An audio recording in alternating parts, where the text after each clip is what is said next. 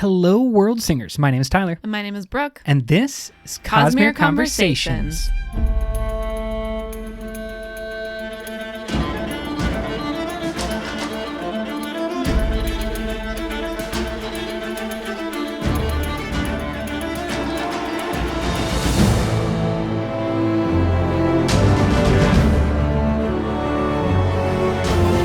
The ReRead has begun. We are in 2020. We are in the year of Stormlight 4. We are rocking it. And we have begun the ReRead with Mistborn Era 1. So far, what we are thinking is we're going to need at least a part 1 and part 2. These are long books. They're long books, and then in our private life, we have basically had 4.5 pods of just conversations going on in the background of our lives. That's true. We filled up hours and hours not on mic about these books. And so there was a day back in the early periods where we thought we were going to do all the Mistborn Era 1 books in one episode. That was folly. Yeah, that was definitely folly. That's a great word for it. It was not going to happen. It was an imagination. And I also just wanted to reiterate that, because I've had a couple comments on Facebook. Remember, you totally don't have to be 100% following along with our specific reread. These pods will be here for you whenever you decide to reread Mistborn Era 1. Whenever maybe you're reading it right now, you're not quite done yet. This is pretty open, so read your own read and jump in with us whenever you want to. Yeah, I love that idea. And that's really the purpose of this whole reread done right. If we do our job correctly, then you should be able to hop in and listen to these episodes at any point, anytime that you do a Mistborn reread, and then stay with us. Maybe you don't even have enough time for a reread before Stormlight this year, and you're just going to listen to these pods as a quick refresh. That's totally cool too. Exactly. We did the reading for you. As always, though, hashtag all spoilers all the time. We know this.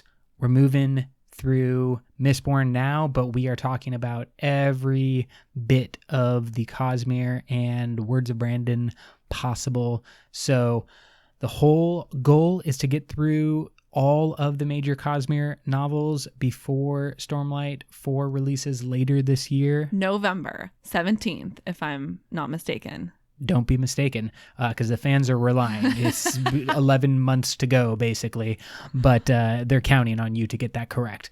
Through this reread, we are also hoping to maybe pick up on any Cosmere significant moments that we may have missed previously, and also just to bring some fresh eyes, fresh perspective to these stories. For me personally, it's been quite a while since I've reread Mistborn Era 1. I don't think I've read it since before Alloy of Law came out.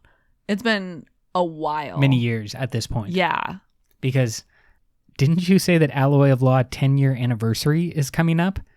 Yeah. Well, kind of coming up. It's in a few years, but yeah, relatively. Okay, so not coming up at all. Sorry to panic, everyone.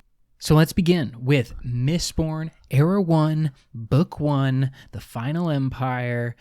A lot of people's introduction to the Cosmere or Brandon Sanderson's work in general. I want to know your thoughts, Brooke. What's your first biggest thought or biggest takeaway? If we just watched this as a movie in the theaters, we come out of the theaters and we immediately have that quick conversation. What would you be saying about the Final Empire? Well, as I said a moment ago, this is the first time I've read Mistborn Era 1 in a very long time, and I certainly found that my experience reading it this time was really different from either what I was remembering of my first read or two, or the actual experience of those first couple of reads.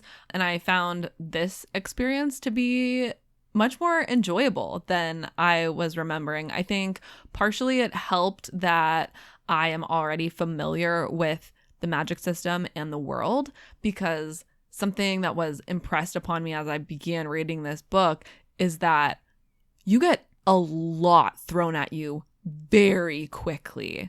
A very complex magic system. You get tossed into this world that is really unlike anything that I had seen previously in fantasy or fiction books, with characters, and you're like trying to get your bearing and follow the plot. And so this time, having some kind of groundwork, I found it much easier to grasp the different metals and the magic system and to like understand what is happening with the magic system. The investiture on this planet I have always found to be like the hardest one to just like understand in my brain, because there's so many different metals that like do different things and categorizations. And the first couple times I read this book, I just found it really difficult to like wrap my brain around these complex fighting sequences and try to keep track of like who's burning what metal and which metal does what. It is a very bold ask of Brandon to expect the reader to be able to hold all of these different rules that he's basically setting up for the way that magic works. And he sets it up all pretty quickly. Like, you're introduced to Mistborn, or the idea that someone can burn at minimum the 8 basic metals, pretty early with Kelsier and his introduction to that practice as he's teaching Vin. It's just very complex and then the whole, I think one of the things that Brandon is greatest at is those action scenes and those combat scenes, but to be doing that on top of the introduction of this magic system where each metal only does a specific thing at a specific time and in a specific way. Like, you can't, for example, at least in the first book, have a lot of great control over things like pushing and pulling steel and iron. It's kind of just an all or, so you go flying up into the air if you do a push against, weighted objects. I mean, Vin talks about different kinds of control within that, but sort of to your point, I think that part of the thing that makes it more complicated is that not only are we immediately thrown in with 2 Mistborn, but we're thrown in with 2 Mistborn who happen to be exceptionally good at what they do. So you're not even following characters who are kind of like starting from the beginning and like slowly learning their way up. You're like with Ben, who's just like, oh, okay, cool, I got it. Yeah, there's not even like a established school, that became very popular after Harry Potter, but it was a concept even before. We're like, okay, we're going to go to a place and follow characters kind of progress in you learn this small spell and then you graduate to slightly bigger spell. But like the basic things that Vin learns early on are the same concepts that are at play in book 3 or in the next era of Mistborn. Like, it's all here up front and in our face right at the beginning, basically. And so that's a big ask of Brandon, and it is something that he obviously does very well, but it's a huge aspect of this book and story to just feel it so much all at once right at the beginning. And depending on who you are and what your reading style is, it's kind of a good thing, because it does mean that you can return to this series. This is now my 3rd reread. The first one was just like reading the story. The second one was like, wait a second, what is this Cosmere thing? Looking for all of those like hidden, things that I had missed the first time, because these books do move so quickly.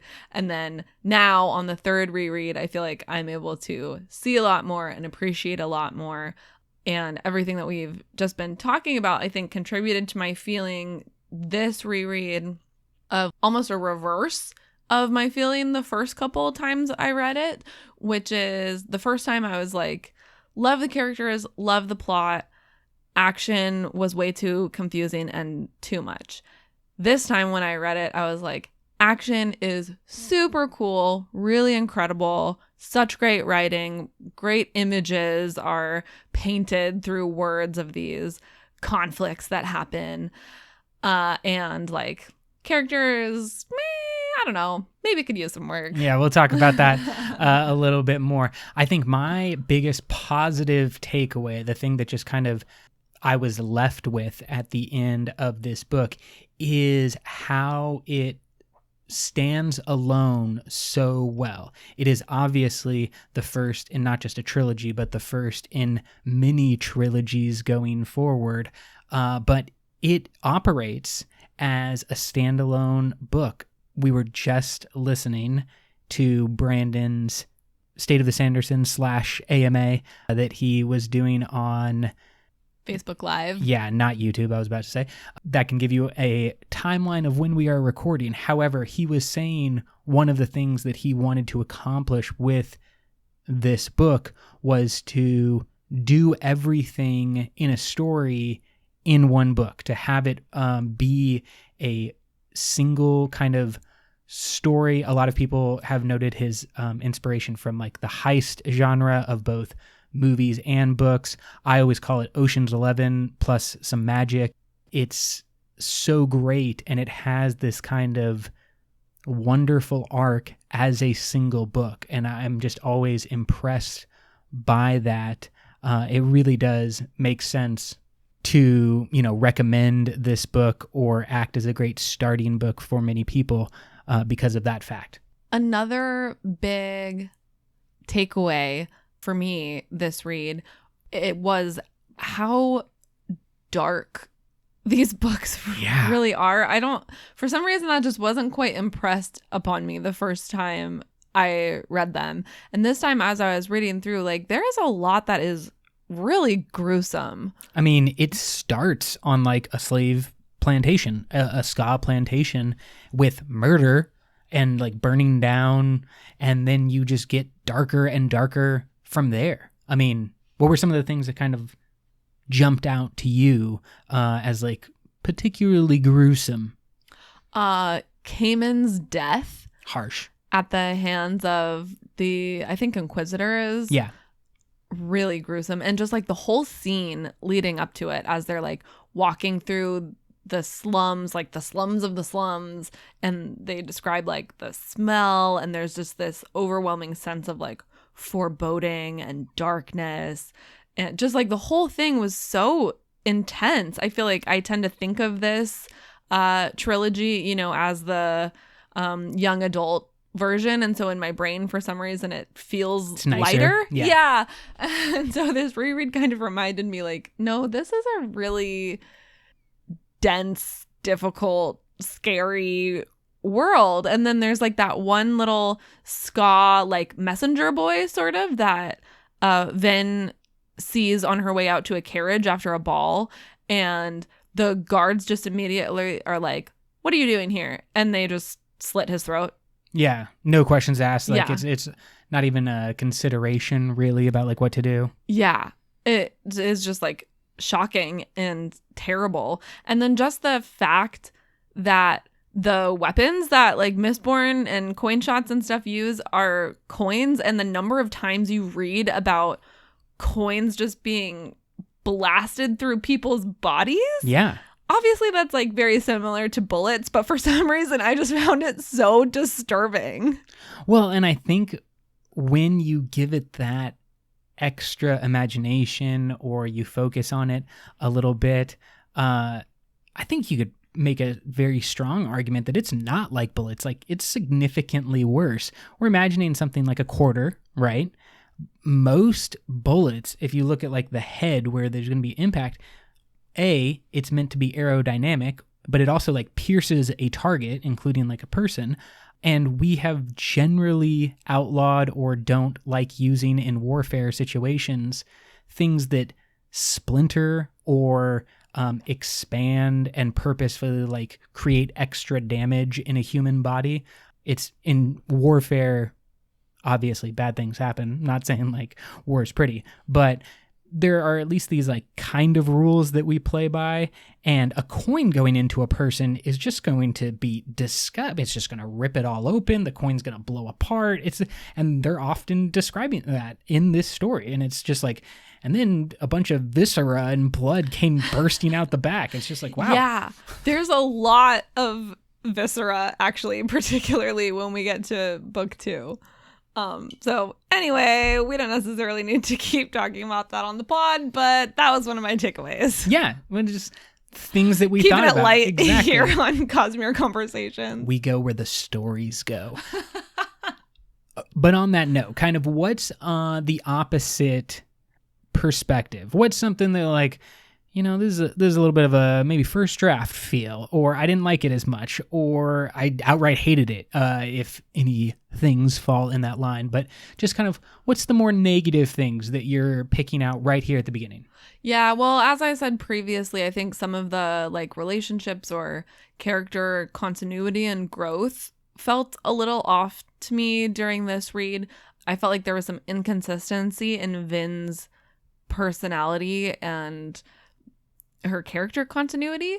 Specifically, like sometimes she seems very uncertain, and then she's like been a ska all her life, doesn't know too much about the nobility, etc., etc. And sure, her brother has sort of coached her on like how to appear like a noblewoman, but she has never done anything like she is now doing completely undercover as a noblewoman at these balls. And she kind of immediately, although she's saying like, I feel so insecure, the things that she is like doing and saying come across like very confident, and she just automatically like knows the exact perfect way to phrase things like a noblewoman. And like, well, and she convinces all the noble people for the most part. I mean, clearly like Elend is fully bought in on her portrayal. Many other people buy the like slight duck of the head, like, oh, I'm from the country, or I'm a noblewoman but from far away, and like, yeah, so she convinces everyone. And I found it a little hard to believe that she would be such a effortless and charismatic actor. It just didn't like fit with her life experience or personality to me, and we didn't really get to like watch her grow into that role. I think that for me, one of the things looking back on this and also comparing it to other works that Brandon has done, if I don't know if that's fair or not, but that's what I'm doing. And I think that what was clear most about the Final Empire specifically is there are not a lot of female characters. There's basically none. Yeah. There's Vin, and like, that's it. And Vin is at least a little bit kind of a tomboy. She's one of the guys. Yeah, absolutely. Like, she's not a super feminine female, but clearly she is meant to balance out and be a difference of opinion and perspective to a lot of the situations.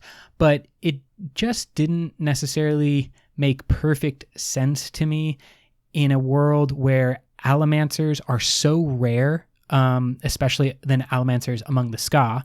Even in later books, like, we find out that allomancy among the noble class is pretty rare. Right. So it's even extra rare in a situation where like Kelsier could recruit you, where every single one of the people that he ended up choosing or was, a good enough thief, all of them were male. It just didn't necessarily line up. I was like, where are the female allomancers? Because if they exist, which we know they do, you have to use them. Like, they can't not be powerful. If you have a female pewter arm, like, she's going to get work. Like, she's going to be super valuable to all the ska. And so, like, sure, Ham, I love. He's a great pewter arm, great character, totally fantastic. But would a female have been totally different in that situation? I don't know. Like, could a female Ham work? Maybe. But certainly a female on the crew would make sense in this world. And the idea that it was just all male and Vin is kind of a tomboy or kind of a less feminine female character. There's not a lot of femininity in this book, and it feels a little bit like a young teenage boys fantasy, a little bit of just like, I'm gonna go hang out with all the cool guys, and we're gonna all go on an adventure together, and it's gonna be great. We become best friends like Legolas and Gimli, and that's kind of just like played out a little bit. Yeah, it does seem to indicate maybe a younger or a less experienced writer. They always say, write what you know, and it does kind of smack of like the author wasn't completely comfortable writing women, and so just kind of stayed away from any of those situations, because even like the people that Vin interacts with at balls are pretty much all men. He only talks about the men that she dances with and Elend.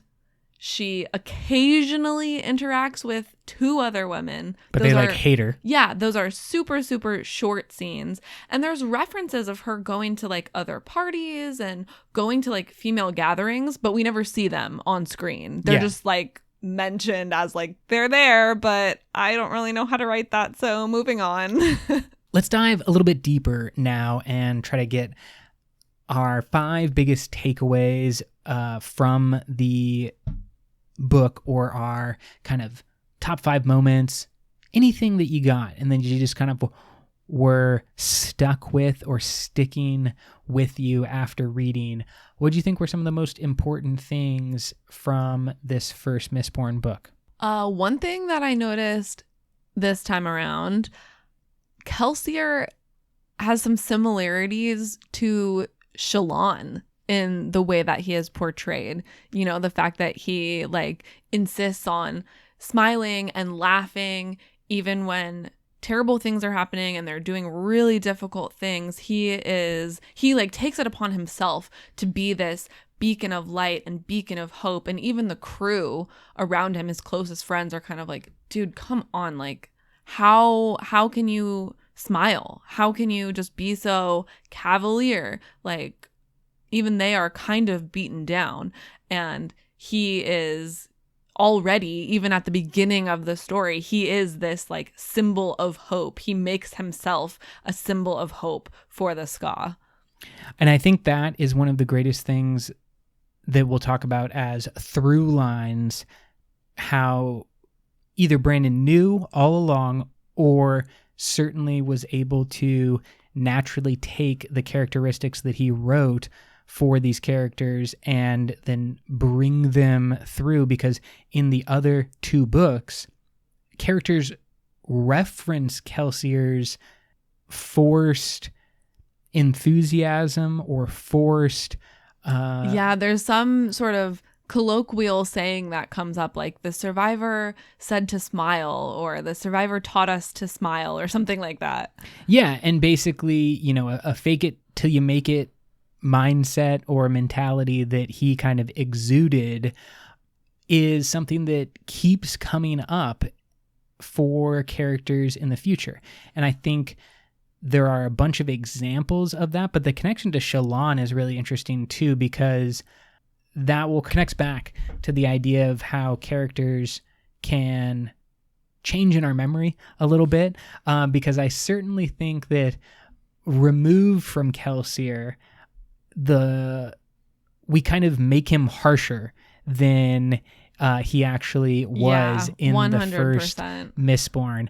And I know you wanted to mention this a little bit more, but I just thought that was a great catch, is that Kelsier is a little bit more sympathetic, especially when we want to play him up. I feel like we have been really like unfair to him on the pod. So I just wanted to like make a public statement for all of our listeners that I feel bad about things that we've said about Kelsier in the past. And like, we've been really hard on him. Like, I think you've called him a psychopath multiple times. Okay, that didn't come from me, though. That did come from Brandon saying that he is a little bit sociopathic and would maybe win the all-out brawl across the Cosmere. Sure. And he has some hard corners. Exactly, Like there's for sure a hardness to Kelsier and just an absolute refusal to lose or to ever be beaten. Like, he has this really vicious streak in him. But this reread really reminded me about like how much softness and how much care and compassion exists in him, and the same like passion that he brings to his hatred and his viciousness. He actually has that same passion for his love and his compassion, and that love and passion positively like force him to act negatively. But just the care and the drive that he has to take care of all of the ska is really moving, and then we see it close up in the way that he takes care of his friends and the way he takes care of Vin. And he puts so much effort into giving Vin this life of like love and laughter and showing her, you know, a softer, kinder side of life. And he didn't have to, you know, like he didn't have to take her under his wing. He didn't have to show her that kind of kindness. He could have just been a teacher and a crew leader and like he has a job to do. But he doesn't. He takes the time out to have that compassion.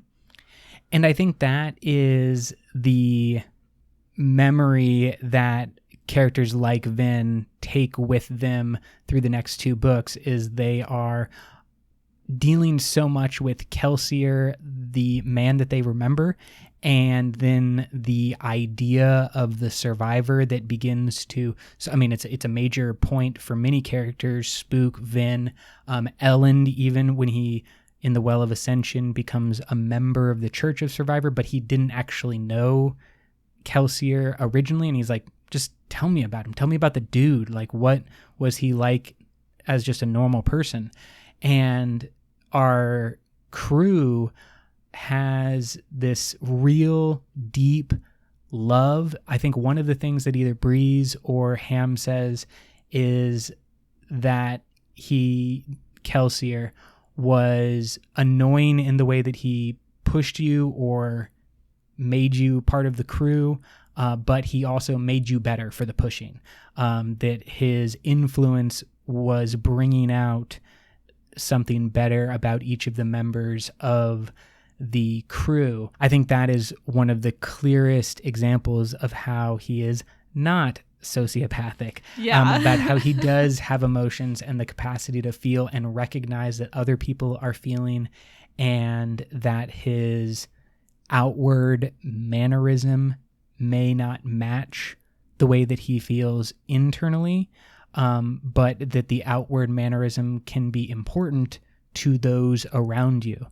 And I think that it's a good reminder to maybe be a little bit nicer in our memories or nicer to people in our memories. And just this like reminder to imagine everyone you meet complexly, even these book characters. Our brains are so hardwired to make everything black and white and to put things in categories. And this was just like a great reminder for me that everything is more complicated and needs more space.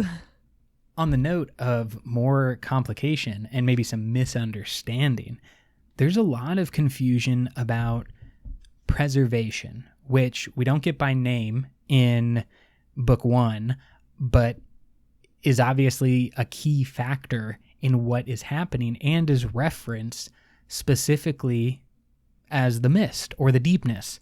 And we know that that is Preservation's body on Scadrial. His kind of power is tied up in the mist itself. But it's wildly misunderstood, isn't it? Yeah, I think that was another huge thing that jumped out at me during this reread, obviously because I like know what to look for and everything this time around. But I think it's pretty amazing the like breadcrumbs that are left by Brandon for us to discover that can be, you know, completely overlooked and totally just fade into the background of the story. Perfectly fine. You know, if you don't want to look for them, you don't have to. They don't disturb your reading. But when you want to look for them, they are everywhere. And it's so frustrating as a reader then to go back and be like, no, you're all wrong. Specifically, there is a quote, I believe it's from the logbook in one of the epigraphs at the beginnings of chapters, and it goes, quote, "The deepness must be destroyed. I have seen it and I have felt it. This name we give it is too weak a word, I think. Yes, it is deep and unfathomable, but it is also terrible. Many do not realize that it is sentient, but I have sensed its mind such that it is, the few times I have confronted it directly. It is a thing of destruction, madness, and corruption. It would destroy this world, not out of spite or out of animosity, but simply because that is what it does." End quote. Which is just 100% completely wrong. And it's this example of like human perspective versus divine perspective, because we know that preservation is like, here, let me give you the mists. Please go out in them and like, I will give you powers. I'm trying to help you. And the humans are like, this is terrible. It wants to destroy us. Yeah. And that concept, it's almost a description closer to ruin. Exactly. About a thing of just destruction, madness, and corruption, just kind of destroying not out of spite, but just simply because what it does. That's almost a good description of ruin. But the person, the speaker, the Alendi in this case, is feeling that from preservation. And well, that's the thing though. Like, I don't think he's feeling that. I think he is just like projecting. Fearful of that. Yeah, just projecting his human fear. And, you know, it's one of those blind misunderstandings where it's not like one person is necessarily wrong or right. It's just a complete case of two people just talking past each other, right? The divine versus the human, the divine not understanding how to communicate appropriately with the humans, and the humans not understanding what the divine is trying to tell them. Yeah, and that's obviously going to play through all of the books. But I love that it's introduced so early, and this kind of confusion and unreliable narrator that we come to rely on, we think is so often telling us the truth. Like, oh, this is the beginning of a chapter. This must be important because it's true. Yeah, and it's like, it's a primary source. Yes, this is it's a Alendi. text. Yeah. And so we give so much emphasis to it and so much importance, and so much of it is inaccurate and corrupt. I at least do believe that a human looking onto preservation, and the only other real example we get of this is in Mistborn Secret History with Kelsier, could be and should be very confused by preservation's quote-unquote logic. Yeah, like method of helping them. Because it does 100%. Not make sense at all. They're like, one, you're killing all of our food. Two, when we walk into the mist, we have seizures, and like sometimes people die. Yeah, and you got this weird, like, just all aspects of preservation's mindset, and even the concept that he introduces about liking the Lord Ruler because he preserved things and they remain the same over a lot of time. If you were Alendi before the Lord Ruler, try imagining they didn't even have an empire. There was no one thing. It was a bunch of like more tribal societies, and the concept that all of that to preservation would probably seem chaotic and like something he didn't like.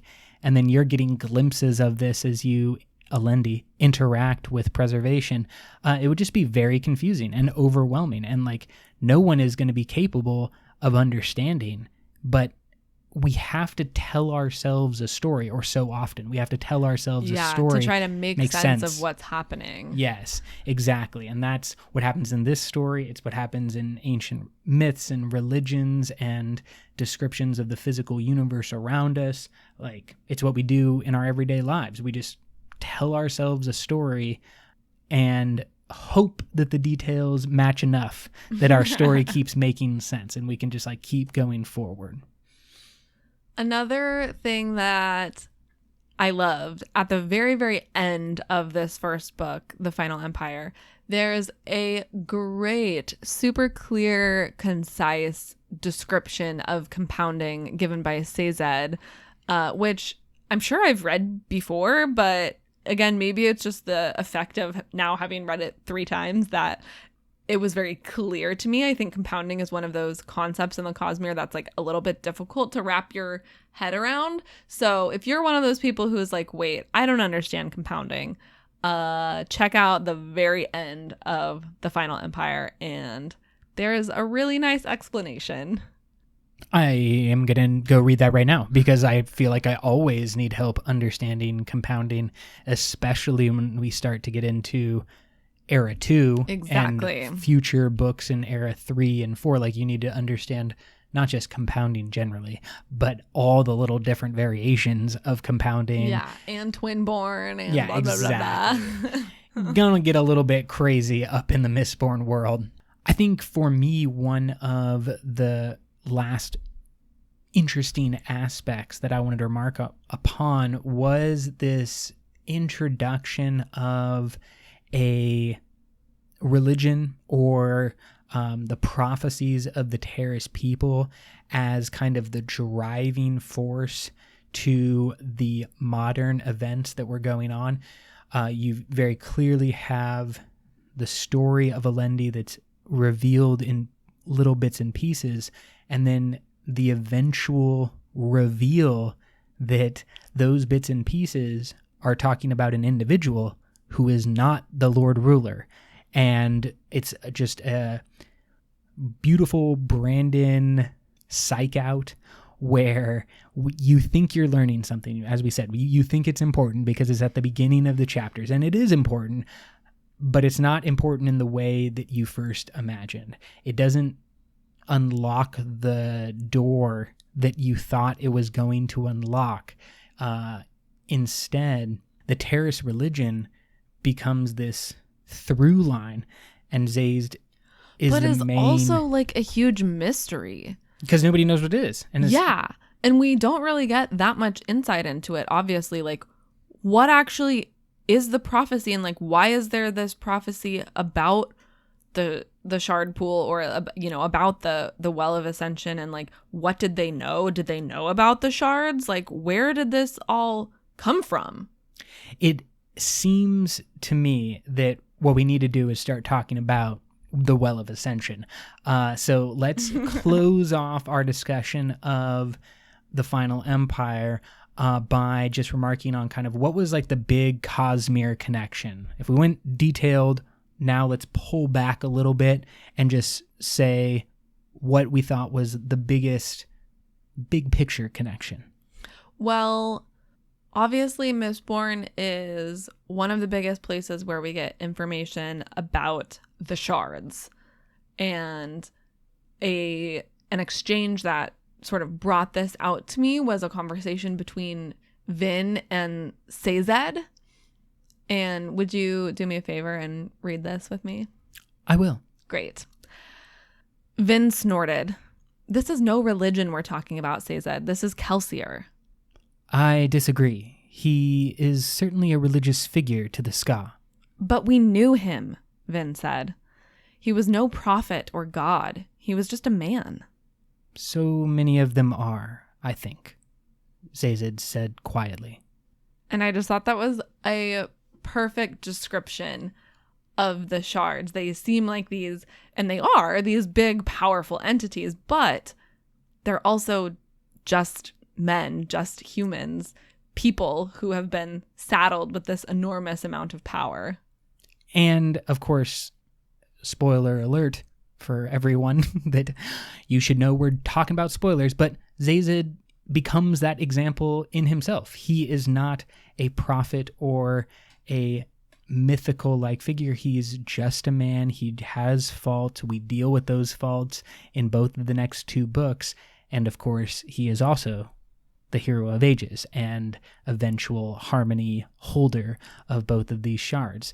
It's such a mind-blowing fact about just like, dang, Brandon, were you doing this the whole time? Did you just have this all planned out? Were you that good? Yes, is the answer.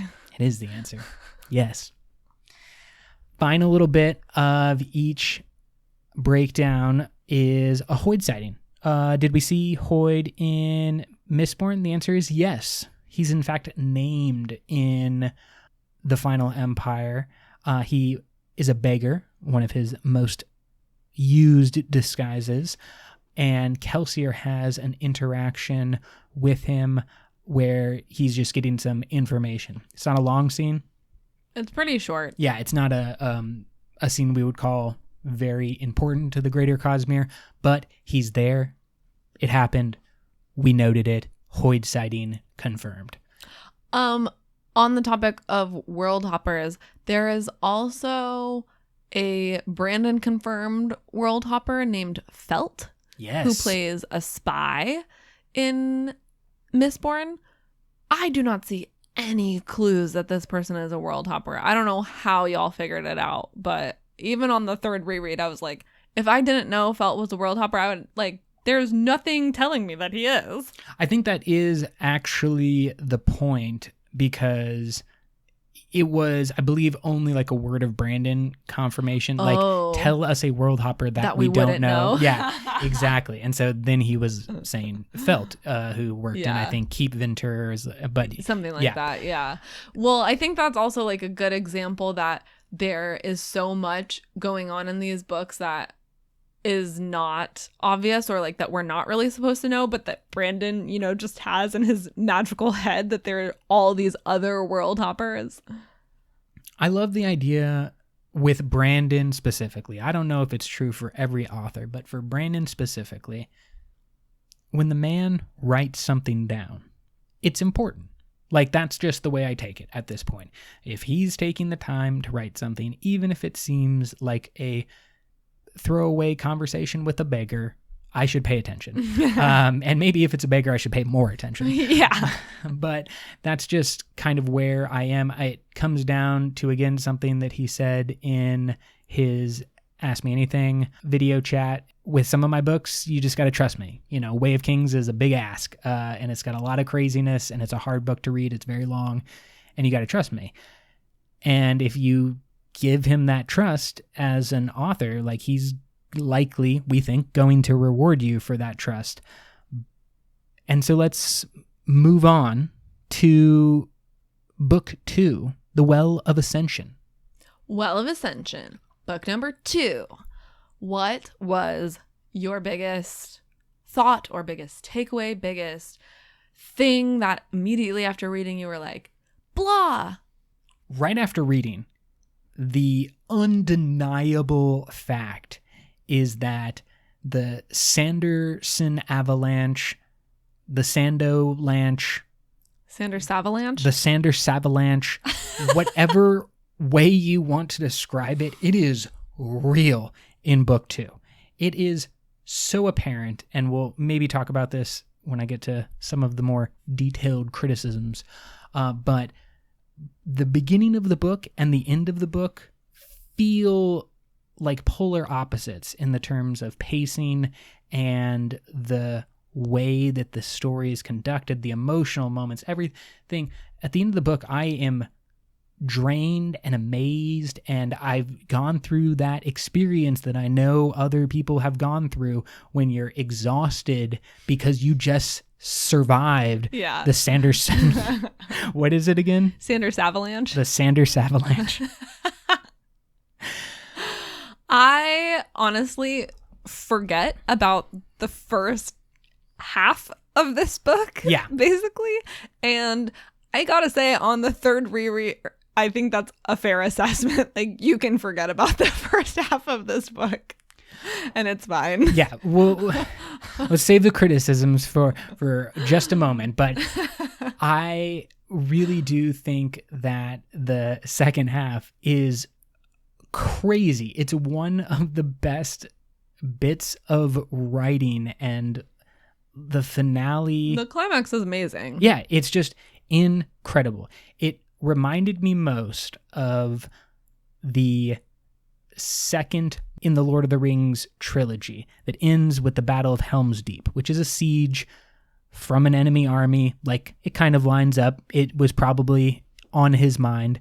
But the book actually ends differently, and there's kind of a time. They mess around with the sequence of events so that the movie has this big climax of the siege of Helm's Deep, and that's kind of like the siege of Luthadel in this book, and it feels just as amazing. You know, you get Gandalf riding down at the end, and you get Koloss armies that are fighting, and Elend and Vin leave and then come back, and there's a triumphant return, and there's Zazed fighting on the wall. Oh my gosh, it's incredible. Like, there's just so many moments. It's cutting back and forth. I was losing my mind at the end of this book, but it took me a long time to get to the end of this book. When it comes to positives, what was your biggest thought, your biggest takeaway?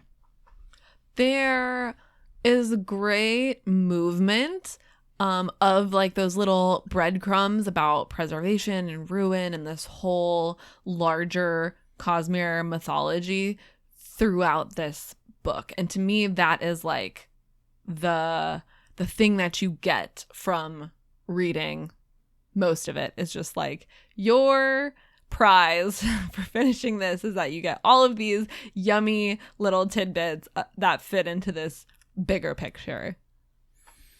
I think the only other thing that I would remark about as just a general takeaway of the whole book and just the whole kind of theme, if we were trying to pick that out specifically, is just the concept of doubt, about how every character is dealing with doubt in one way or another. Every one of the crew members is in the city, surrounded by multiple armies. They don't think they're going to live. So much doubt. There's doubt from Ham. There's doubt from Clubs. Vin, obviously, is dealing with a bunch of doubt. Who she is, who she loves, what her role is, what Kelsier's role is, what the Lord Rulers. But then we even have doubt in the historical record. Those prophecies from the last book, we begin to introduce the concept of like, those were all wrong. Everything you thought you knew was wrong. I don't know if that comes in the second book. Yeah, I mean, we definitely have the research of Tindwell and Zazed. Yeah, but they're not really doubting. They're just discovering. Well, we have the introduction in the last book. I think that the Terrace religion was kind of leading you down the correct path. And then by the end of the second book, you realize that the Terrace religion was the wrong thing to believe in. It is the opposite because it's been corrupted by ruin, and the words have been changed by ruin. And so you get this kind of what you thought you knew. It's that flip of the switch. So I think that theme of doubt is really apparent throughout the entire book. Now, let's just go into some of our criticisms or our what we would want an editor to take another look at, that rough draft portion of the book, because I have some doubts too. Like, do we need to focus on doubt for so long? Yes, that's exactly what I was just going to say. It is so much a theme of the book that it starts to feel a little bit one note or stale, sort of, where I like to compare it to book 5 of Harry Potter, where you're just like, okay, can we like move on now? Can we just stop whining and like get over it and like do something? Yeah. Well, that's a great kind of parallel too, because obviously Harry Potter is 7 large books, but 5 is a little bit of 5 is the so middle. much of Harry just being like, wah, wah, wah. Yeah, but it's like the middle books in terms of setting up the plot. If you go like first 2 are just setting up the world and it's kind of fun and magical, and then you get 3 and 4 are kind of more about Voldemort returning, and then 6 and 7 are about Voldemort climax. 5 is just kind of like Voldemort's out there. Okay. And this book as a middle book has a lot to do. How do we get from the end of book 1, this climax? It did everything. Remember, that's what we talked about. It was a book designed to do everything. He finished the whole series in one book, and then there was a sequel. Exactly. And so how do we get from the end of that Ocean's 11-esque heist to the world is falling apart and our main characters need to basically fight a god. Another one. Yeah, it just felt to me like a lot of it could have been cut out or shortened, and then maybe this could have been like 2 books. I mean, I like the way that the first book ends, but like you said, you have this first book that's like heist story. It's very well rounded and wrapped up and put together. And then the third book is like a quest or an epic. There's a lot of things that sort of go together in that book. And then this middle book is a siege, and it feels like a siege. It feels like you are sitting in one place waiting. Yeah. A lot. And I think that's the hardest thing, is that sieges aren't fun. That's what we've learned, kids. Siege, not recommended. 0 out of 10. Would not do again, because there's just a lot of boredom. And I feel like that comes across in some of the character interactions, or the characters, the way that they act is just like, well, Vin has to be unsure of herself, because as soon as she makes a decision, the book is over. There will be action. Yeah. At least there will be action. And so like, if we're saving up all of the action for that huge series of moments at the end, then literally you have to take a character that is very powerful, we'll not say all powerful, but very powerful, and you need to kind of put her in chains. And that's a little boring.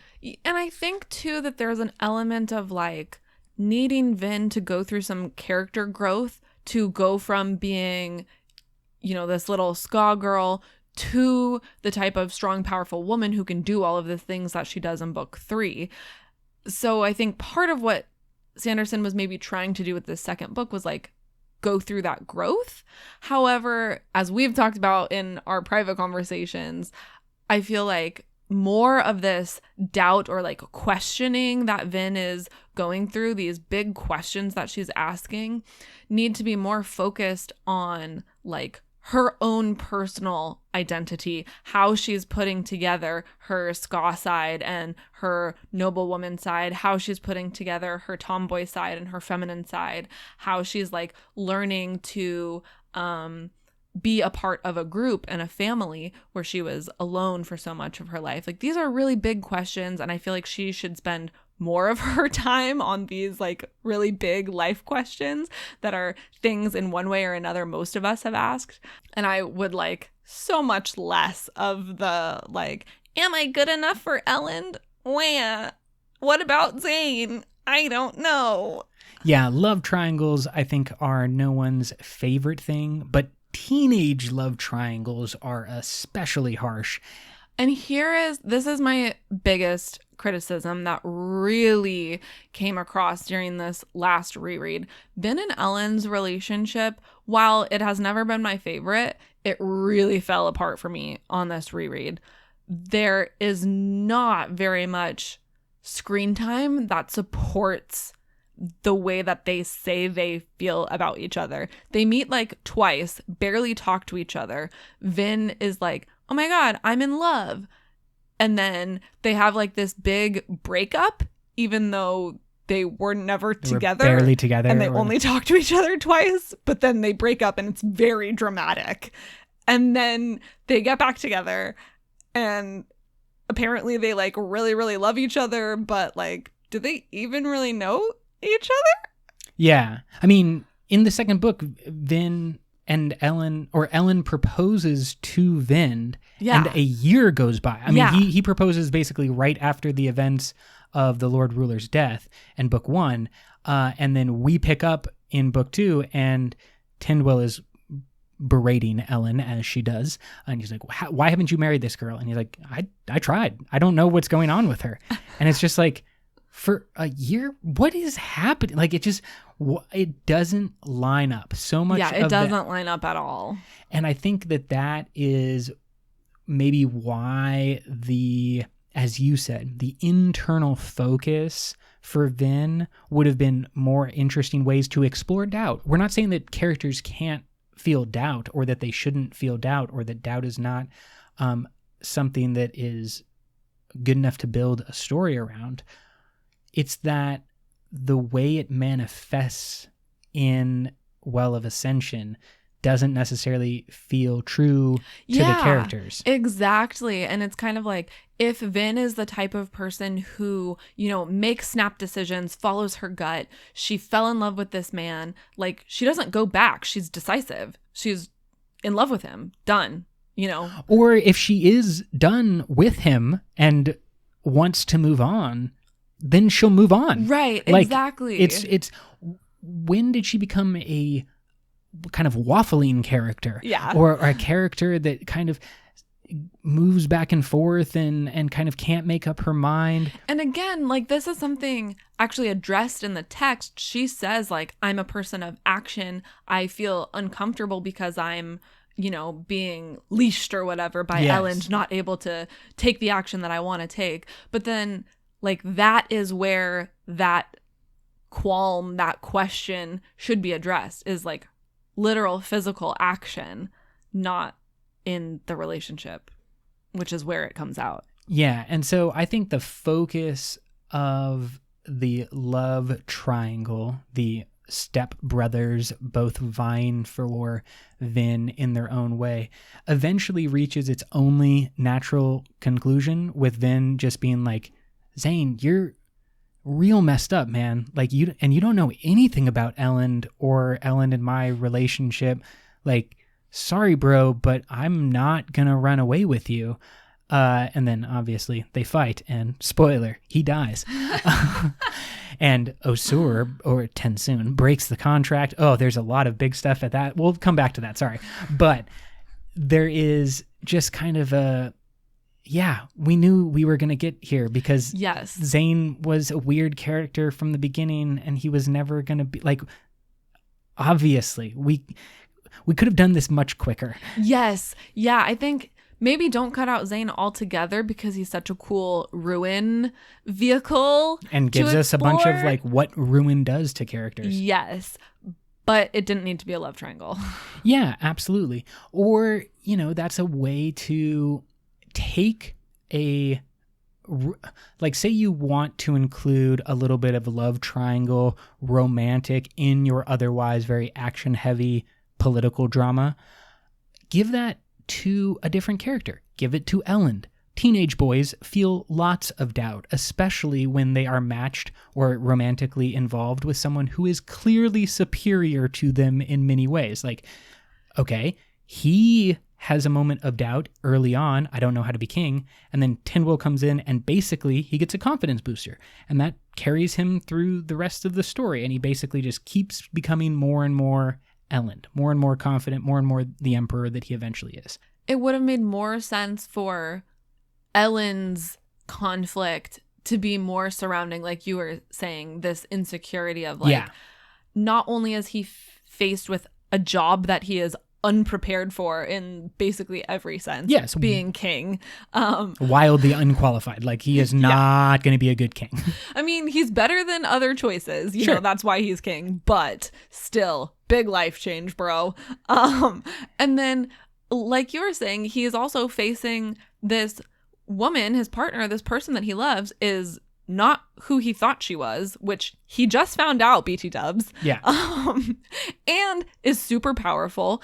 And he's dealing with, like, discovering war and death for the first time. And, like, that could all be lots of interesting insecurities that are played with. I think those kind of relationship qualms should have been more focused in Ellen rather than Vin. There's almost a question of, did the way that book one ended and trying to squeeze everything into one book then pigeonhole or kind of trap Brandon in the way that he's writing, where, okay, Ellen has to be involved in book two, and he has to also grow very, very quickly, maybe unnaturally quickly, to have as an important role as anyone else in the crew and in the Empire as a whole. Like, okay, so he's going to become an emperor and a quasi-emperor, and he's going to try to do this, but he can't really be an emperor as we said, he's unqualified. So then he has to rapidly grow, and then he has to rapidly grow again, and it becomes Mistborn at the end. And so there's a lot of difficulty in that presentation and the way that I think Vin, a woman of action and decisiveness, is shown as weak or confused.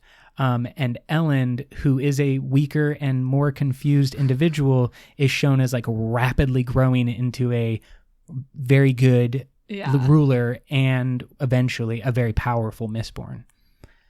Okay, that was way too much criticism. However, let's pull out our favorite details, talk about them in a little bit more specific, not so much the big picture, but let's dive in and get some key points. Number 1, Kandra religion.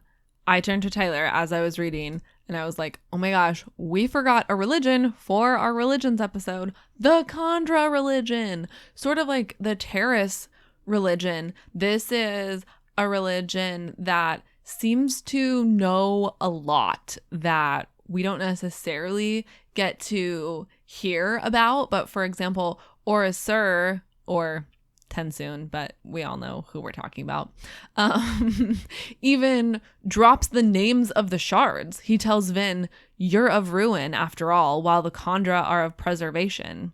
And then he mentions that they have this entire theology about the Father, aka the Lord Ruler. I want to hear all of their theology. I feel like that would be so interesting. Well, and we get a lot more of the Kandra. Like, this is one of the things that I think is the best setup. Like, we were just very critical about how much time is wasted, but the time is also wasted because these things are being introduced in the background. We're given a lot of information. Yeah, and it's in breadcrumb form. It's not quite as in your face, but the Kandra become the most important things, and Tensoon becomes one of the most important characters, not just in Era 1, but in Era 2, and we consider going forward as well. He is immensely important, and every interaction that he has with Vin, including his near final one, when he goes against the contract to help her, even though he's technically Zane's servant, is just interesting. Like, we just get this completely sentient, developed culture that has a very long memory, similar to like a Coppermind and the Terrace. Like, we see a lot of value in those kind of things that connect back to the before the Lord Ruler or early days of the Lord Ruler, and that's introduced through the Kandra and then gets a big payoff in Book 3.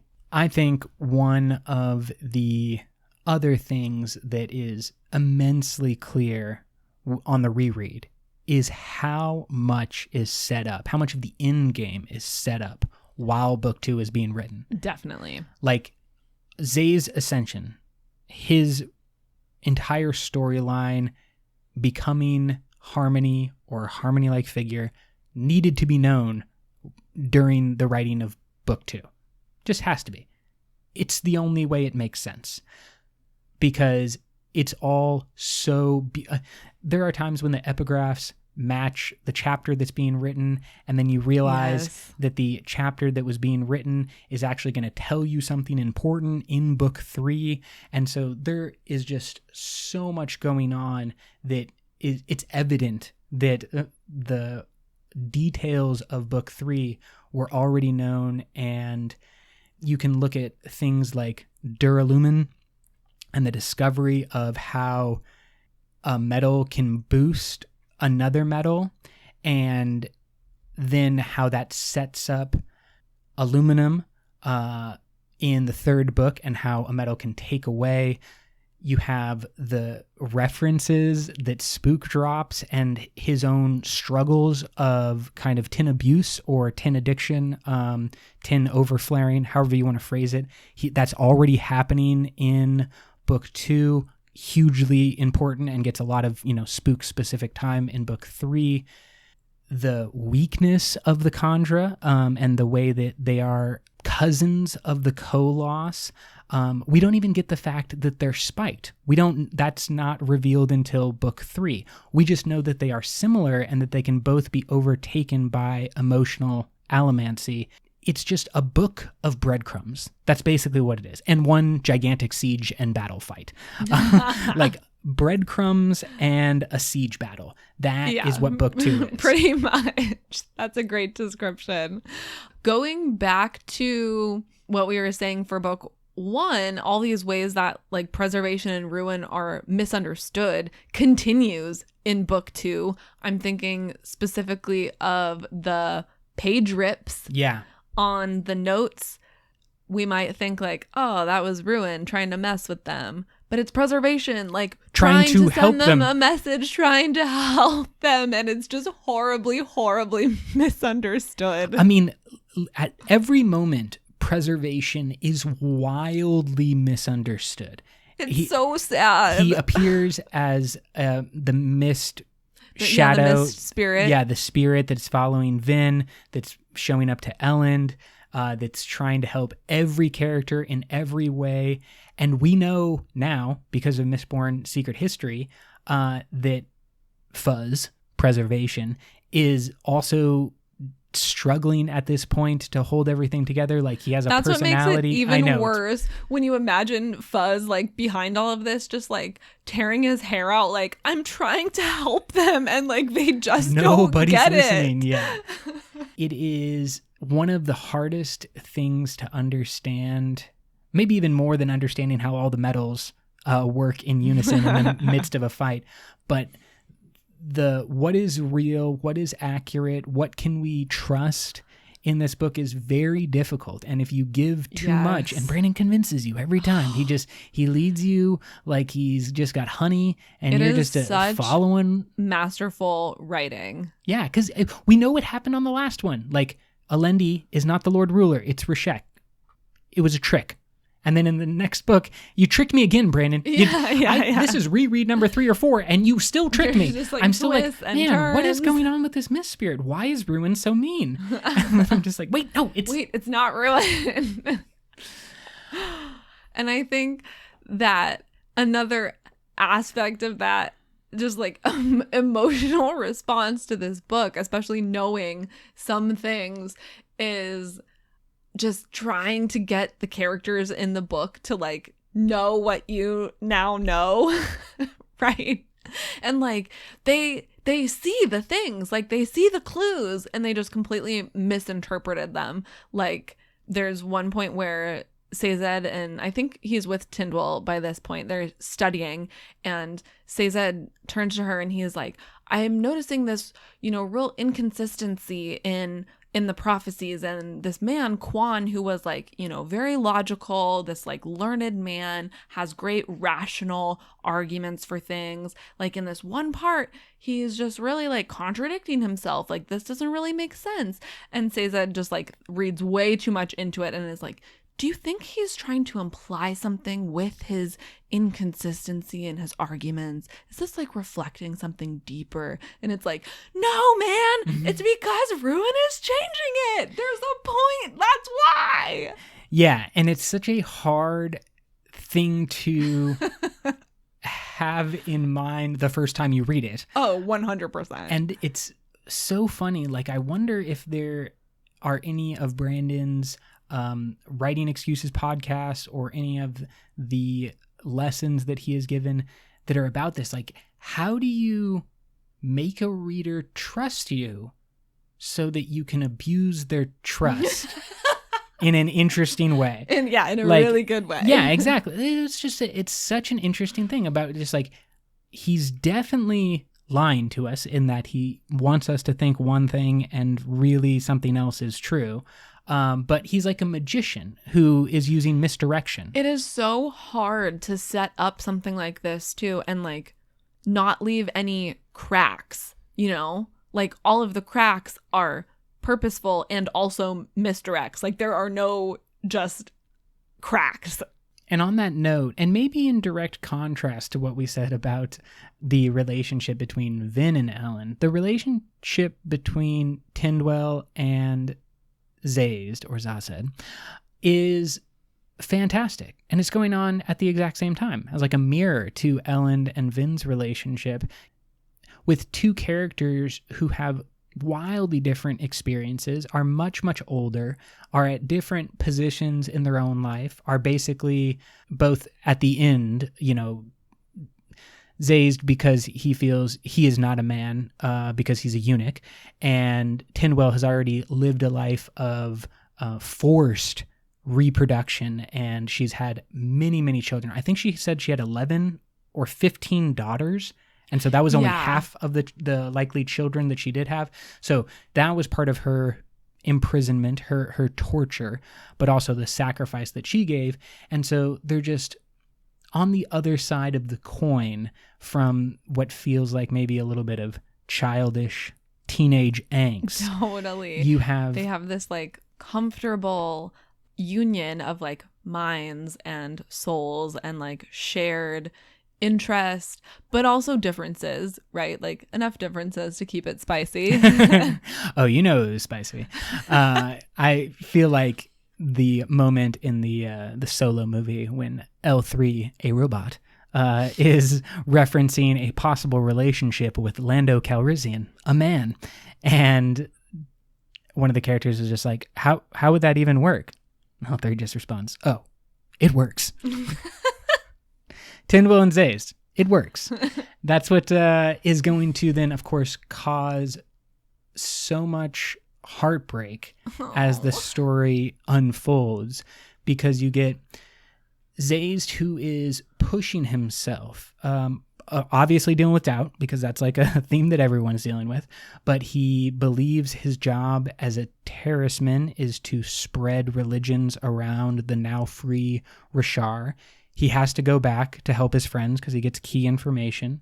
He grows in his relationship with Tindwell to the point where it's easy to say that they are in love, and it's deep and it's real. Mm-hmm. And while it may not have taken much time, like time is against them. But they've known each other for their entire lives. Like they've just been waiting for the opportunity that presents itself in this book, Yeah. The way that he like talks about her and reminisces about her, like you can tell that he always admired her and they just never had the chance, and he was holding himself back. And it's such a beautiful, simple relationship when like their favorite thing is just staying up late and reading together and having those moments lit by the fire when you just like put your hand on someone else's and feel comfort. Like it's so beautiful. And then the end of the book, when the city is under siege, Zazed goes to one gate, Tindwell goes to the other, and Zazed gives literally his whole life. This didn't really make sense to me on the first read through, but becomes more apparent. Like what he is as a Feruchemist is someone who can dump part of his life into metals, and his speed, his vision, his health, his XYZ, his strength. Like we know how this works, but he puts that into metal to be used up again at a different time. And he uses every single bit of life force, energy, investiture that he has ever stored up in that final battle when he is just fighting on top of that wall. Yeah, his whole life's work. Yeah, exactly. Years and years of weight and strength and health, and he has to do it in reverse. So like he put in time of just like months of not being able to see well. Yeah. So that he could have better vision in this one moment. An end neutral investiture. Like he's not getting something for nothing. He had to give up something. And he puts it all on the line. He plays all four quarters. He doesn't hold anything back. And his gate is like routinely remarked as like, it's the only one that's still holding. They've broken through everywhere else. All is lost except for Zazed.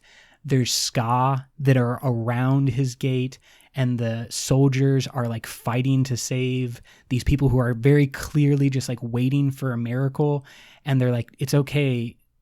they call him the Holy First Witness. But it's okay, Holy First Witness. Vin will return. She will save us. And he's just like, I got to do it. I got to throw everything on my shoulders and put everything that I have to save these people. And he literally gives his entire life's work. And then Vin shows up and she saves the day as much as she does. And Zazed walks through the city and finds Tindwill's body. And there's just so much loss that becomes apparent so quickly. It's like, oh, this is what war actually is. Or this is what a deep, dark struggle exists in these types of worlds. And I think that something I admire Brandon's writing for is that he doesn't shrink from these types of like really difficult and like true to life scenarios where I feel like a lot of writers may think that if they're going to put their readers through all of this, you know, difficulty and heartbreak, that they need to ease up a little bit on the sorrow. But Brandon kind of always takes it a step further than you think he's going to. You know, you go through all of the Final Empire thinking that it's going to be really difficult. We might, you know, take a couple losses, but there's no way you expect Kelsier to die. Yeah. You know, like you have to give up Kelsier, and you're just like, he always exceeds your expectations in that way. And then manages to do it with a background of like so much hope and care and loveliness as well, so that it's not completely overwhelming. And then at the same time, it is overwhelming. Like this story or this path that Zayz is on, it breaks him right here. And the third book is basically about how he has lost everything. He's lost his faith. He gave it all and he got nothing really to show for it. Or his feeling is that he got nothing to show for it. I mean, it didn't solve the problem. Exactly. Right? Like you keep thinking throughout these books, like, okay, just kill the Lord Ruler, then everything will be great. Okay, just get through the siege, then everything will be great. And you keep giving everything and still not solving your problem. And this is the other thing about being a brave writer. Book 2, while they don't know it as much as they will come to realize it, it ends with them failing horrifically. Just like the worst possible decisions. I mean, we were joking earlier about how Fuzz was trying to help them so much. He was trying to help them because ruin is the thing that wins at the end of this. Stakes. Yeah, like every single time Ruin made a move, it worked out for him. 100%. And every time Preservation tried to do anything to stop it, it failed. And the humans and Zazed and Vin and Elend and Kelsier, they were all just being played by Ruin. I mean, legitimate, as Tensoon said, like, y'all are of Ruin. And you're working for him. Yeah. Yeah. And it's just like very clear that's what happens. It's like book 1 and book 2 are about how a bunch of humans got manipulated by a god to release an all-powerful destructive force. Like that's where we're at the end of book 2. Happy times. Woohoo. Yeah, exactly. Go out and spread the message, people. Mistborn. It's a real fun time. Yeah. Big banger. To sort of zoom in a little bit, that was a lot of, big picture discussion. I have just a couple sort of little things that I noticed throughout my read. One thing that really stood out to me is this recurring theme of like age differences in relationships, which I didn't necessarily notice the first time and then got real weird during this read. First of all, I didn't realize that Elend and Vin have such a big age difference in between them. I thought they were like 16 and 18, but they're like 25 and 16. Yeah, he's like I think he gets age differently at different points, or at least suggested age is different. In the first book, he's described as being like in his early 20s. Yeah, and then years go by over this story. Yeah. So he's, I think, like something like 25 by the final events.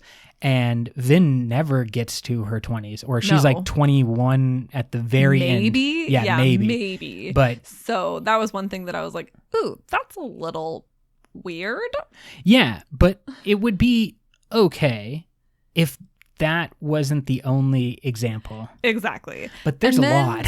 And then in book 2, they start this weird thing, which was not in book 1 at all. Like, not referenced, not hidden, like nothing.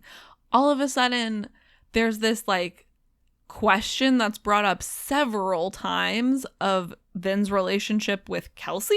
Yeah, there's a scene where multiple people in the crew are basically accusing Vin of being like, horny, in love with him. Or I mean, I thought it was more just like, oh, you sure you didn't want some of that Kelsier? Like, I don't think any of them imagined they had a relationship, but they were clearly saying that Vin was sexually interested in Kelsier. And she shuts it down. She clearly shuts it down. She's like, you don't know what you're talking about. Like, he's a father. He was my father. Yeah, exactly. And so it's not equally apparent, but just like, where did the idea come from? Yeah. And Ellen has a whole, hang up about Vin being into Kelsier, which even after she makes that comment, he's still kind of like, I don't know. Kelsier was pretty cool, which is just, the whole thing is just really weird and uncomfortable. And again, was not previously brought up at all.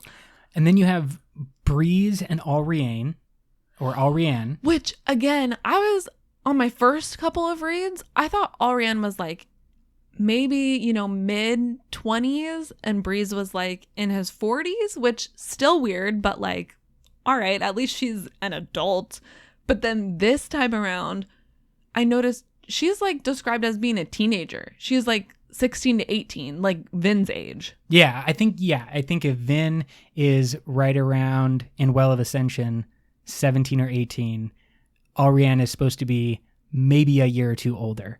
Yeah. And so that is gross. And it's the whole time remarked upon as one of the reasons why Breeze has a hang up about the relationship, like starting the relationship, taking the relationship to the next level, marrying Alriane, all things Breeze does not want to do because he says that it's weird.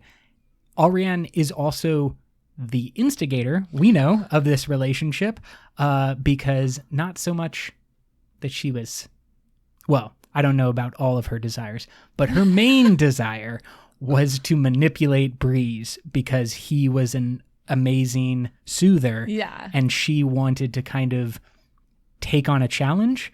And so saying nothing about their sexual relationship at all, there's just very clear power dynamics that are obviously part of the Mistborn series that come to deal with age differences, with power differences, with Allomancers and Ska and nobles and Ska. So there's a lot of differences and talks about the inappropriateness, the abuse of those types of power differences in personal relationships.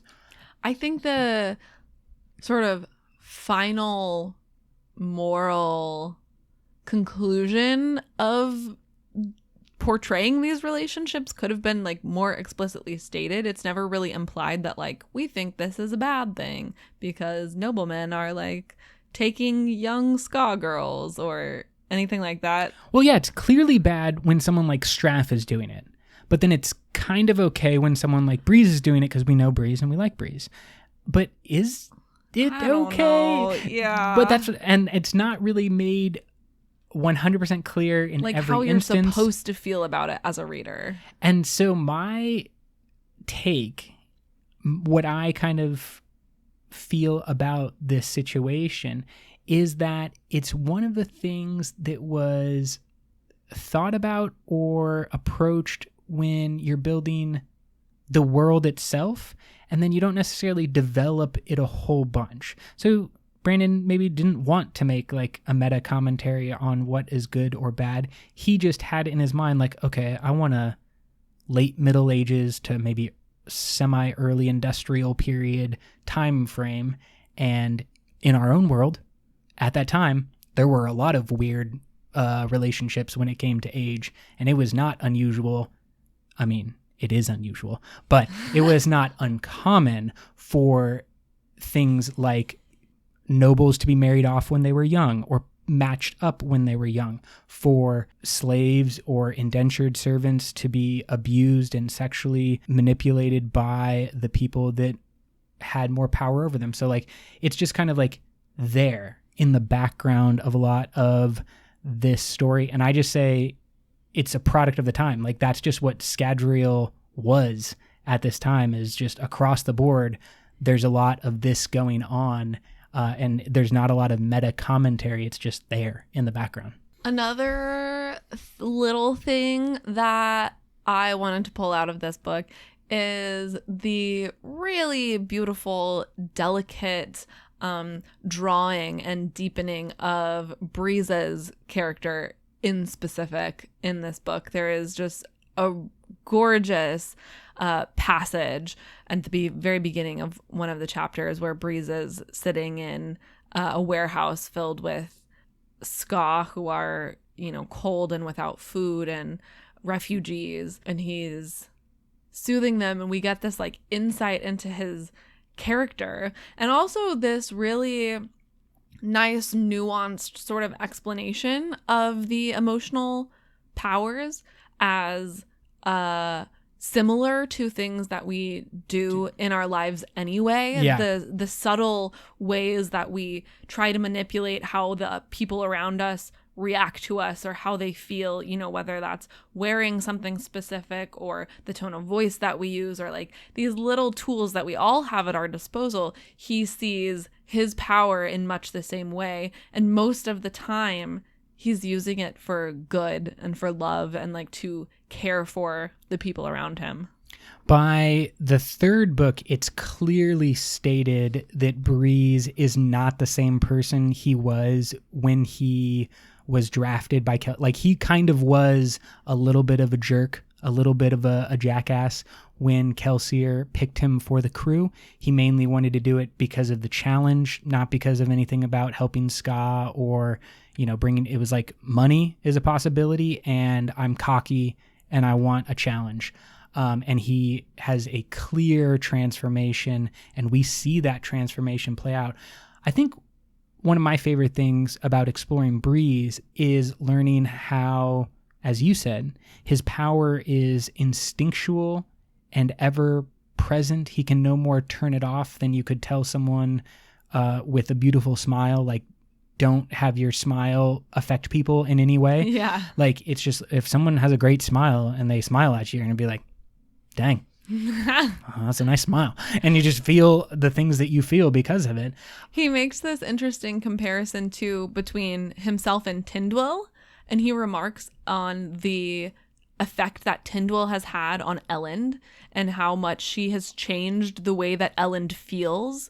And she's done it, without allomancy. But it's this really interesting comparison between a powered person and a person. She has powers, but she's not using them for this specific thing, and how those things are similar. I love the concept that he has one ability, soothing, and in order to help people feel a certain way, there's so much nuance, and like, he can only make things go down. So if you want someone to be happy, you don't touch their happiness at all. Or you want someone to be brave. You want Elend to stand up a little straighter. Yeah, exactly. Everything's about the reverse. And you have to know what they are feeling. And that's kind of... Yeah, that was another great things that I think he brings up in this passage, is that it's not just about your power. It's about how observant you can be of the people around you. Like, you have to use your regular human senses. You have to become sensitive to the people around you and empathic in order to have the correct touch with your power. Yeah, in many ways, Breeze is shown to be a empath compared to, Kelsier's sociopath. He's someone who feels and has to be aware and cognizant of all of the emotions around him. And so it's really impressive to see his growth over time and his character evolve. He also gives this description of his soothing that's like sort of similar to what people talk about when they talk about meditation, and how when he like soothes away the big things on like the surface of people, there are other things underneath. So like he's not creating emotions, he's just moving some things aside so that people can like more clearly see the truth of what is under all of that like chaos and all of those other thoughts. Okay, what is our Cosmere connection from Well of Ascension? Not too surprising, I would say. The shards, ruin and preservation. It really is like our first clear example of the way that their power works, some of their limitations, even if we don't know that that's what's happening. But like looking back now and rereading now, you learn a lot about the way that preservation's trying to operate. If you understand that Zane is constantly being manipulated through a hemalurgic spike, and the voice that he hears inside his head is not his own insanity, but is in fact ruin, all of which are made very clear to the person who understands that, but you would never know. He even calls it the voice of God. Yes, the voice of God. And since there are two gods on this planet, it's the one that talks to people with metal spikes. Like, it's all there. But on the first read through, I had no idea. Yeah. And it's even, I mean, for Zane, when he dies, the last thing that he says, or excuse me, the last thing that Ruin says to Zane is, the funny thing is, Zane, you were never crazy. Because I planned all of this. Like, that's the message of the story is like, you were my tool. I used you. Thanks. Well, and again, it's just like, he's not crazy. He is correct. God is talking to him. Telling him to kill certain people. And like everything is that seems like character building, seems like world building, seems like XYZ is really ABC, is really setting up something in the greater Cosmere. And it's fascinating to reread Well of Ascension because I didn't pick up on any of this the first time around. I did not, other than there's a mystery and I want to solve it. You just get to the end and you're like, wait, what? Yeah, exactly. It's just a wild ride, but you're so much more focused on the characters than you are on the Cosmere. And there's so much happening in the plot. Of course, like there's interesting stuff going on. It makes sense, but looking back on it now, this is as I said before, a book about breadcrumbs. And it's just a bunch of breadcrumbs that are set up, and it's really interesting to reread. I would strongly suggest that if you haven't done a reread and you are willing to get through maybe some of the harder aspects of this book, that you seriously consider giving Well of Ascension a nice, good old read through just to get the good parts. How about Hoid sightings? There is one, but it's even less so than in the Final Empire. There's a unnamed moment when Elend is talking to an old man, and he's mentioning something about an attack on Terrace. That old man is actually Hoid. We only know that because of a word of Brandon, and that word of Brandon also said that Hoid overhears a conversation and takes action upon it, specifically about the Well of Ascension and like where it's located. So he's there, but does not really have any big impact on the story. However, Hoid sighting confirmed. All right, this was already a lot of Mistborn discussion, so we're going to talk about book number 3 in our next podcast. So you have 2 weeks from the day that this is launched to finish up your Hero of Ages read. If you're following along. If not, just read your own read. Yeah, read your own read, listen your own listen, because this pod's going to be here and you can check it out any time. If you have thoughts about our thoughts, hit us up. Twitter, Reddit, Facebook, we're everywhere. Join the Facebook group. You can talk to everyone else on there who is doing a reread. Check in, see if anyone caught the things that you're catching. State of the Sanderson is out. You can read that. Oh man, it is really exciting. If you want a look forward to what is going to happen on the book schedule, on TV shows, video games, there are board 9 games, parts there's 9 that are part, outlined because it's Brandon Sanderson. There's a bunch out there, and we are super excited. 2020 is looking to be a great year because we got a lot of Cosmere. Brooke, can you take us away? Until next time, life before death, Strength before weakness. journey before destination.